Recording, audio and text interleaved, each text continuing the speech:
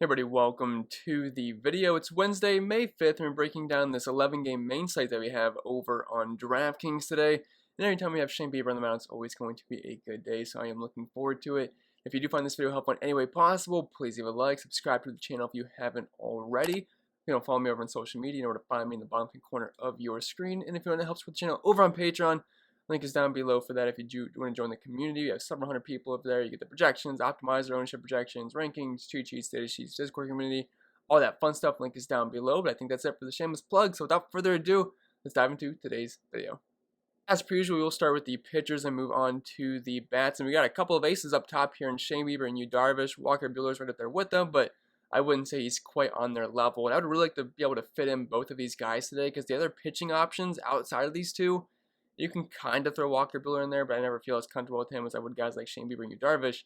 I just hate the rest of the pitching. Like Shohei Ohtani's not, you can't use him as a pitcher today. You can only use him at first base or outfield, so that kind of sucks. I thought he was in an interesting spot versus the Tampa Bay Rays. So we have some like cheap okay SP2s and okay spots, but man, I'm hating the SP2s today, so it might be just one of those days where you double spend up and you really try to find those value bats because I don't know, you really want to play Martinez, Perez, or Brady Singer in cash games? I mean, you might have to, but I don't think you're going to want to.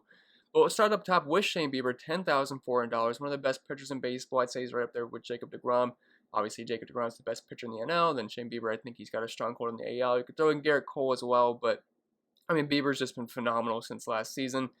3.12 implied team total against him for the Royals, 60% chance for a win, and 9.5K prop over in Vegas. And the Royals have had a good offense so far this year, but it's Shane Bieber, and I'm not typically one to bet against the guy.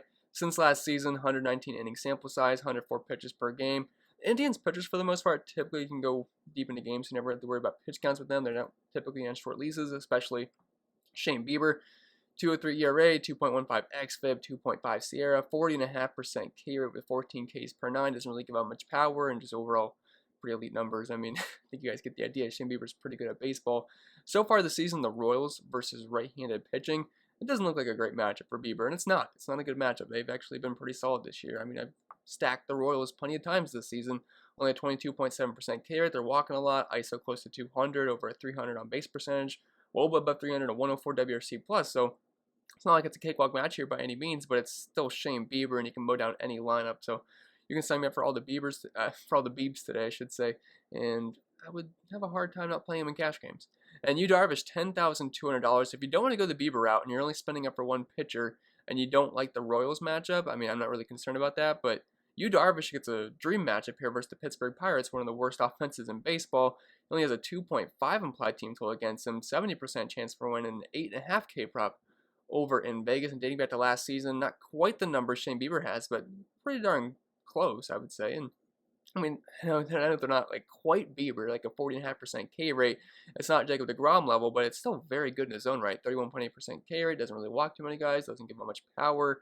205 ERA, close to 100 pitches per game, and I mean, it's just a dream matchup here versus Pittsburgh. And if you want to make the case of playing Darvish over Bieber today, I think you can do that. Now, personally, I prefer Bieber over Darvish, but if you're looking at the splits for the Pirates this season versus righties, they haven't been terrible in the strikeout department, only 22.8% K rate, but only a 122 team ISO and some overall decently low numbers, so not a lot of power on this squad. And Yu Darvish is a guy that I could see, probably picking up close to 10 strikeouts in this game, picking up the win, and having a good overall day. Also, a pitcher-friendly park in Petco as well.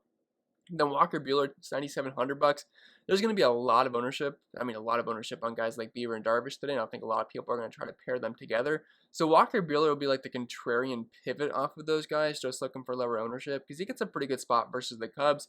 They're a team that is striking out quite a bit versus righties this season, close to like a 26, 27% clip. And the wind's supposed to be blowing in a little bit today in Wrigley. It looks like it's going to be kind of diagonal. It's not like a major boost to pitching, but at least it's not blowing out. Anytime it's not blowing out, it's always going to be a boost for pitching at Wrigley, and it looks like there might be a slight breeze in, so definitely an up for Walker Buehler here. And 3.3 implied team total against him, 7K prop over in Vegas. A bit of a riskier option compared to guys like Darvish and Bieber, and to be honest, his price isn't that far off of them, so the only reason you're playing Buehler today is if you want to get off some really chalky pitchers, because those guys are going to carry a ton of ownership, and we know how chalk can go in baseball sometimes, but Bieber and Darvish are just like so locked in, consistent almost every single start. It's really hard to just roster a guy like Buehler for a couple $100 less when he can be a bit more sporadic. I mean, he's got fine numbers, but that's just kind of my viewpoint there. Like, Bueller is strictly a tournament play. I could not play him in cash games over the two above him. Then if you want some real cheap SP2s here, I'm mainly just playing the matchup game. Martin Perez, we did that last time. We played the matchup game for him versus the Texas Rangers, and he scored around 21 fantasy points. Not bad for Martin Perez. I think he was around 5K in that game, or not like strikeout-wise, but his salary. And I think he actually picked up a decent amount of strikeouts, so might have been a bit of an outlier performance there. But if we're still playing the matchup game with Martin Perez, Detroit's been pretty much the worst team in the league versus left-handed pitching so far this season. A terrible 30.9%, or I'm sorry, that's the overall matchup, versus lefties specifically. A 37% K rate, which is obviously still terrible. 7% walk rate, 0.67 ISO, 233 on base percentage, a putrid 35 WRC plus, and a 215 WOBA. Again, we're still dealing with smaller sample sizes this season, but those numbers absolutely suck. And Martin Perez, well, I kind of think he sucks as well. He's got a K rate below 20% and a double-digit walk rate with high xFIPs, high Sierras, and high ERAs, and a low velocity on his fastball. But again, we're just playing the matchup game here. He doesn't have to go 9 innings, strike out 12 guys to be viable at $6,600. If he can go 5 innings and give up a couple runs, maybe get a handful of strikeouts, pick up the win, you get that 4-point bonus, that can go a long way for a guy at $6,600. And I do think the Boston Red Sox, one of the best stacks on the slate today. So if he does that, just like bare bones average, just has an average game for the most part, that's not bad at $6,600. So if you want to spend it for bats, that's one way to do it. And then Brady Singer at $5,500. He's actually showed some upside this year. He had like that 31-point game versus the Detroit Tigers. I forget, he had another 20-some point game. I forget exactly what team that was against, but he hasn't been terrible this year. And looking at his overall numbers, they're not terrible. They're really not. 3.8 ERA, 3.93 xFIP, 4.14 Sierra, 24% K rate, walk rates below 20%, only a 116 ISO given up. Sorry if you saw it cut off really quick. I just noticed, I'm not sure if anyone else noticed, I had like some guys listed at like a 400% ground ball rate. Had an error in some of my formulas, but I fixed that now. So I was going to talk about Brady Singer's ground ball rate, which is at 52.7%, which is pretty darn good. He's got good ratios there, and I always like pitchers that can keep the ball on the ground because it limits the homers for the most part, only giving up a homer per 9. In the matchup versus Cleveland, outside of a couple good bats like Rosario, Jose Ramirez, and Framil Reyes, it's a pretty bad lineup for the most part, and only a 3.88 implied team total against them. Is an underdog. He is going up against Shane Bieber, so it's going to be hard to pick up a win when you do pitch against pretty much the best pitcher in baseball, maybe besides Jacob deGrom, and a 5K prop over in Vegas. So $5,500. If you want to spend it for bats, Brady Singer is a way to do that. And with that being said, I think that's all I got to say for the pitching. So let's move on to the bats. And as per usual, we'll start with a catcher position. We run the diamond and hit the outfield as well. But up top, we have Mitch Garver, $4,900, and I am liking the Minnesota Twins today quite a bit. They do grade out pretty well versus the lefty and Yang here. They do have one of the highest implied team totals on the slate at 5.04. Now that can obviously change throughout the day, but they're still looking like one of the best offenses to target. Guys like Josh Donaldson, Mitch Garver, even Jorge Polanco, Nelson Cruz, and Byron Buxton. All these guys hit left-handed pitching very, very well, so they grade out pretty good today profile-wise, just of how their splits are versus left-handed pitching. And so far this season, Mitch Garver's got over a 300 ISO versus lefties, and Yang, I think we can certainly stack against them, so I do like the Twins quite a bit today. Yan Gomes, $3,100, so I'm against Max Fried. Max Fried's not a bad pitcher, but he did struggle in his first start versus Washington, and I'm having a hard time seeing him like navigate his way through this lineup like extremely well, so I do think there's a couple Nats that can give him some trouble today.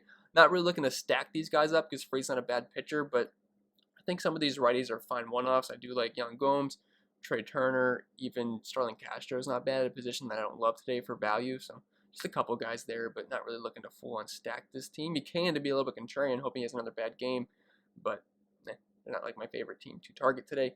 Then William Contreras, $3,000, cheap, should get the start here. Eric Fedde is a low strikeout, kind of high walk guy, so he's going to pitch to contact. He's going to give these guys pitches to hit, and the Atlanta offense has got plenty of good bats, and I'm not saying Contreras is the greatest bat in the world, but since Travis d'Arnaud's out, assuming he gets the start, he did fine yesterday. I think he had 9 points.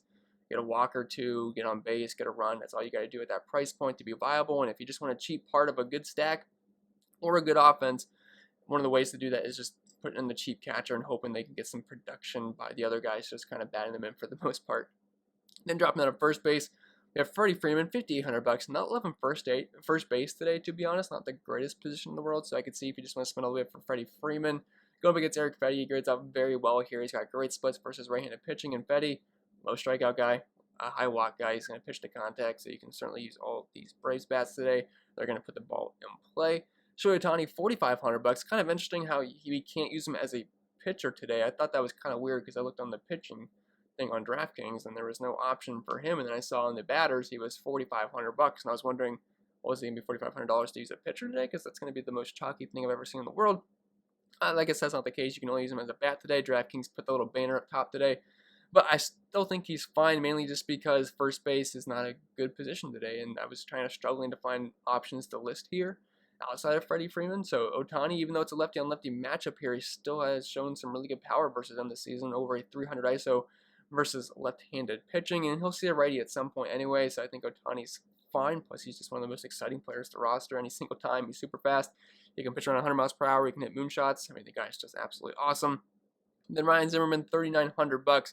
You get the righty on lefty matchup here versus Max Fried. And like I said, not loving the Nationals today, but some of these righties I think grade out well. And Ryan Zimmerman's a guy that does have some pop versus left-handed pitching. I know he's pretty old, but I still think he's a fine option here nonetheless, just because first base isn't super strong today.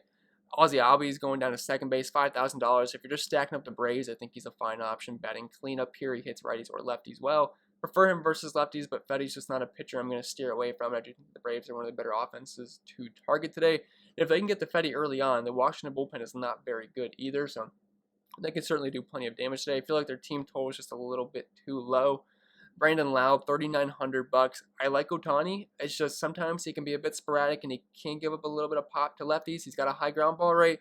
He's got a good strikeout rate, but he can walk a lot of guys. And sometimes if he just, I remember the one game, it was versus Texas, wasn't it? I forget who it was. Was it Garcia? I forget exactly, but he can give up some power. I mean, there's obviously downside to rostering bats against Ohtani because of the strikeout rate. And if he's on his game and he's nailing his command, I mean, it could be a long night for the Rays. They could be racking up tons of strikeouts here, but I like some of these cheap lefties like Austin Meadows and Brandon Lau tonight just because of their price points. They do have decent splits versus right-handed pitching. And then Kike Hernandez, $3,800. I can see a lot of people going this route, also eligible in the outfield as well, so that's going to boost his ownership more than likely. But the Boston Red Sox looking like one of the best offenses to target once again. They currently have the highest implied team total in the slate. Casey Mize, I'm sure he's going to be good down the road. Right now, still a young pitcher, still learning, and I prefer lefties versus him. Since last season, he's been terrible versus left-handed bats, but you can still use righties against him. And if they can get the Mize early, Mize, whatever it is, the Detroit bullpen is one of the worst in the entire league. I mean, they're right up there with the Washington bullpen as having one of the worst xFIPs, and you can definitely use some bats against that Detroit bullpen. So I'm liking the Red Sox quite a bit, and I think they scored, 11 runs last night? Wouldn't be surprised if we see something similar once again. Then driving on third base, we were just talking about the Red Sox, but Rafael Devers, I prefer the left-handed bats here, and hard to get a better one than Devers in this lineup, so I do like him quite a bit. Josh Donaldson, if you're stacking the Twins, like him versus lefties, and Yang's just not a pitcher that I think we should steer away from, and plus the Texas bullpen, I wouldn't say is elite by any means, and they do have a team total above 5 here. It's a pretty hitter-friendly park in Minnesota, so I do like the Twins quite a bit, especially the righties. And Starlin Castro, $2,900, should be hitting the middle of the order here, but he's got some good splits versus left-handed pitching. Doesn't really strike out too much. Should be able to put the ball in play. Max Fried's not a bad pitcher. I don't really like to stack against him. I mean, I think it might be a decent contrarian stack today, but I do think Starlin Castro, just because of the price point, I think you can put him in your lineup if you just need some value. Shortstop, Xander Bogart's $5,200. He's been on fire this season. He's batting above 330. The ISO is good. Not really striking out too much, and just has overall really, really strong numbers. And if you're stacking the Red Sox, I'd like to get him in. Now, the problem is we're probably going to spend up for pitching today. So if you go the double spend-up route, it's going to be hard to fit in a guy like Xander Bogaerts because then you're going to want to play Rafael Devers as well. You're probably going to want to get JD Martinez in there, Christian Vasquez, all those guys in the Red Sox, and it's very hard to do. So if you do stack the Red Sox like a 1 through 5 today, you're probably going to have to use one of those cheaper pitchers like Martin Perez or Brady Singer. So that's something you're going to have to keep in mind. Trey Turner, $4,700, seems way too cheap for me against a lefty. Anytime he gets on base, there's massive stolen base upside, and he's got above a 200 ISO this season with over a 300 batting average. So there's really nothing not to like about Trey Turner. I think that price is fantastic. I could see him being very high owned once again tonight, like he was yesterday. And then Dansby Swanson, $4,300. It's just if you want a cheap part of that Atlanta stack. It's not like I'm loving Swanson tonight, but if you are stacking the Braves and you can't get to the expensive bats like Ozuna, Acuna, and Freddy Freeman, Dansby Swanson is one of those ways to do that. You can also throw Austin Riley in there as well, but I kind of like most of any bats at all versus, or I guess like any single bat versus Eric Fetty. Then going down to the outfield, his teammate Ronald Acuna, $5,800. He went deep last night, and he's just one of the best players in baseball. Looking at his splits this season, they've been absolutely fantastic. He's batting over 330, 474 WOBA, ISO close to 400, but then near 200 WRC plus, only a 13% K rate. And looking at Freddy splits this season, or I guess dating back to last season, 16.6% K rate and a 10% walk rate. So he's going to give these guys pitches to hit, close to a 200 ISO as well. So I'm liking all these Braves bats versus Mr. Freddy here. We have a couple of Twins outfielders here in Byron Buxton and Nelson Cruz. Both these guys have absolutely killed lefties this year. Byron Buxton has been absolutely phenomenal. And you could even make a case playing Buxton over Nelson Cruz today, which kind of sounds weird to me because anytime Cruz is against a lefty, I mean, he's just kind of like an auto play. But the way Buxton's been playing this season, I mean, you can make a case for that. He's also got that speed as well, so you always have stolen base upside. So yeah, I like both these guys quite a bit. I mean, obviously Cruz, we know, versus lefties in his entire career, he's just like the absolute best lefty masher in the league, right up there with JD Martinez. Doesn't really strike out too much versus them. So both guys are elite plays. If you are stacking the Twins, I'd like to get both of them in. If I had to pick one, I'll probably just lean Cruz because he's a little bit cheaper, but both are phenomenal plays for me. Grade out very, very well. JD Martinez, $5,300 if you're stacking the Red Sox. It's kind of as simple as this. If you're stacking Braves, you use Acuna. If you're stacking Twins, you go the two Twins outfielders. And if you're stacking the Red Sox, you go the JD Martinez route if you are spending up an outfield today, but he's been crushing right-handed pitching this season, and I like all the Red Sox, so it's kind of hard to leave off their best batter this season. Alex Verdugo, $4,200. I imagine he's going to be very popular tonight because that price is a little bit too low. I think he went deep last night. He's been playing very well this season, batting above 300. He's got some decent pop as well, and hits near the top of the order for pretty much the best stack on the entire slate here. It's a hitter-friendly park in Fenway. Always wish they were on the road because you get this guaranteed ninth inning at bats, but obviously it's playing in Fenway. You can't, so since they play there, but I'd still like for Verdugo quite a bit. $4,200. I could see him being very, very popular tonight. Feels like a cash game staple as of right now. And then Austin Meadows, $3,400. Went deep twice last night. It was kind of weird. If you guys watched that game, I know it was on late because they were playing in LA, but I believe the pitcher was Rowan, the relief pitcher, so he did nothing. Like, Meadows did nothing until he came in. Then he threw him a pitch, took it deep right in the middle, and then the very next time he was up at bat, it was the same pitcher. It looked like you were watching a replay because it felt like the same exact thing happened. Like, same pitch, same location. The home run went to the same spot as well. It was really weird. Like, it looked the exact same. You would have thought you were looking at a replay if you weren't paying attention and looked up. But $3,400 against Ohtani. Look, I like Ohtani. I feel like he can have a solid game tonight, but he's only $3,400. Meadows does hit right-handed pitching pretty well.